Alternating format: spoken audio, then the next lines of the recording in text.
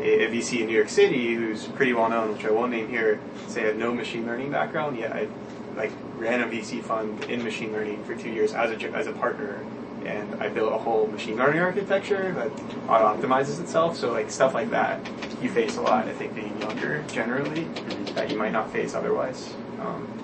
Just throwing that out there too, as I mean, we've literally gotten the feedback you should consider adding someone with more gray hairs to your team. Exactly. It's going to be very direct. It's crazy. Yeah, we have an advisor who we bring into meetings who adds almost no operational value and sits in our strategy meetings, but doesn't add that much value. But when we sit down at the table with other old people, he can stare them down and just say shit at them and have them accept it that we can't say. So absolutely, the gray hairs thing is part of the experience for myself. Do you have any feelings about having to kind of play that game? Or do you not? I guess my perspective is nothing's a meritocracy, everything's a game. And the sooner you figure out the rules, the sooner you can play the game. And so I just kind of accept that as okay, I see why that's part of human behavior and why I will accept that as part of the game. Do you think joining the game is part of being successful?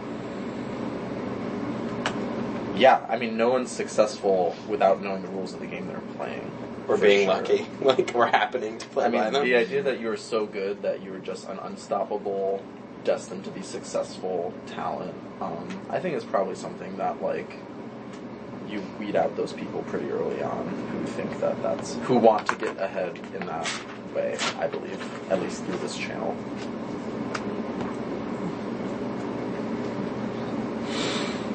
We actually did have a question here on how age influences the ability to obtain capital. So you've already started to touch on some of this, but this question of how age relates to experience, is this something that you've all encountered in different ways? Or it sounds like some of you have from having this person come in with simply a symbolic stand-in, it sounds like, but I'm curious to hear more. Yeah, I mean, I feel like I'm ahead in the talking count, so I'm...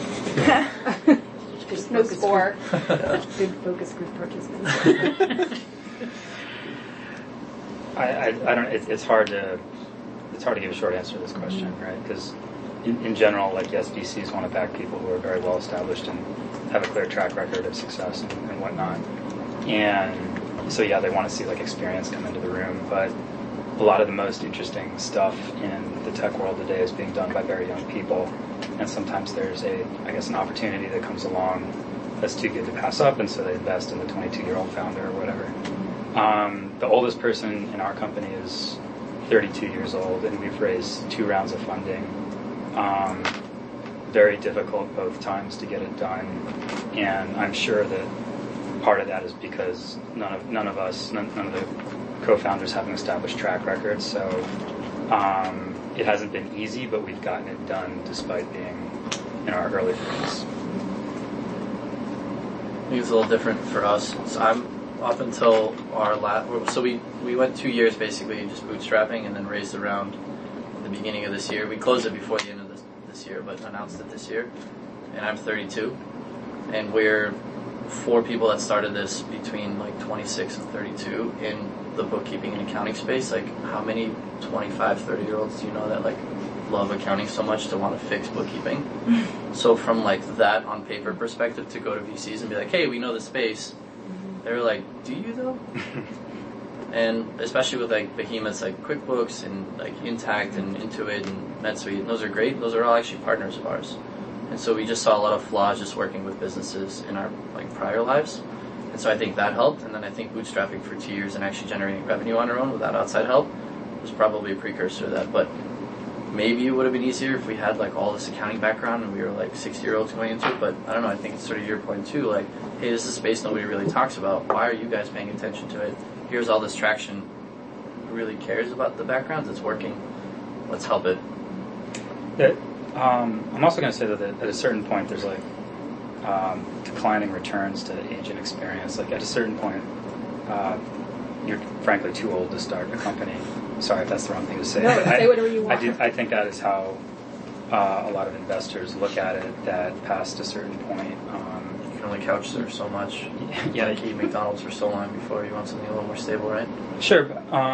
Partly that, but also partly that just frankly, like the demands of like starting a company and building it from nothing are so intense that it comes at the exclusion of personal life and family and stuff like this. So people who are middle-aged or whatever, I think it's just a lot more difficult for them to do this kind of thing. So I do think that there's like a window for like ideal entrepreneurship age that rapidly closes after like 40 years old or something like that. I would expect that, like, if you got any like age group in here, that they would all have experiences with VCs saying, like they push back in some other way. But if you were like all older, it would be like, how do you know that you're like you really got a creative new idea or whatever? And they're all looking for their unicorn or whatever that's like perfectly this and that and like just mutually exclusive in the end. And their business model is like getting more and more weighted towards like finding really high risk, like high return payouts. So we're probably not the only people who feel this way. You mentioned that this type of entrepreneurship comes at the exclusion of family and personal life. Can you like elaborate a little bit more on that, and everybody chime in if you? Yeah. So like this is just my personal experience, right? I don't know if it's representative of everybody else, but I worked like 6 days a week, like 10 to 12 hours a day for probably over a year before we got to a point where we had we'd accomplished enough that we felt more secure about the future of the business, right? So, I mean, during that time, like I didn't take vacation, didn't like have a girlfriend, didn't all the kinds of things that are actually like worth doing in life, like not doing those things, like you're just building the company. And I don't know how. I have friends at other companies who are a little older and married with kids, and I frankly don't know how they manage that. So that's actually a counter example of what I said earlier. But I just think it takes so much time, and you're basically always working and checking email from home at 10 o'clock at night and things like that. There's a cost to your personal life. Yeah, at the risk of generalizing, I mean, we both spent a lot of our 20s in grad school, and you mentioned that you're in grad school. I felt like actually doing a PhD was great preparation for doing a startup because it really prolonged my adolescence. Like the amount that I was willing to work for and the amount that I was willing to work, like I didn't have any expectation of like reasonable compensation or any expectation of work-life balance or any expectation of really like having a personal life and disposable income and free time that wasn't spent at least partially like thinking about work. And all of those things are kind of part of what makes grad school a grind and translated into being an entrepreneur. I mean, at this point, it was a 5-year PhD. I'm in my 5th year of doing this, and I'm 33, and like I am kind of like getting a little burnt out by it, but certainly just echoing the like,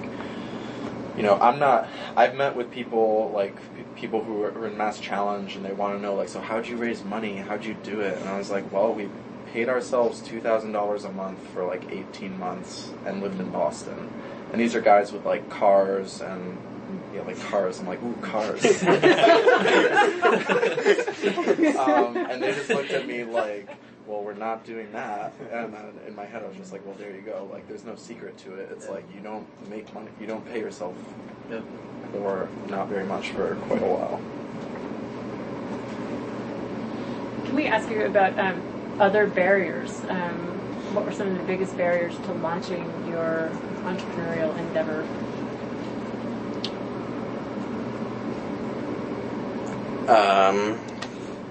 I mean, for us, it's like there's always, I don't know, but it's probably a general thing, like a catch-22 between like getting enough done that you have conclusive proof, and that like that volume of work is just a lot larger than like the amount of it's 2 years paying yourself almost nothing. It's whatever it is for your project. It's it's learning and developing enough proof that somebody thinks it's worth betting money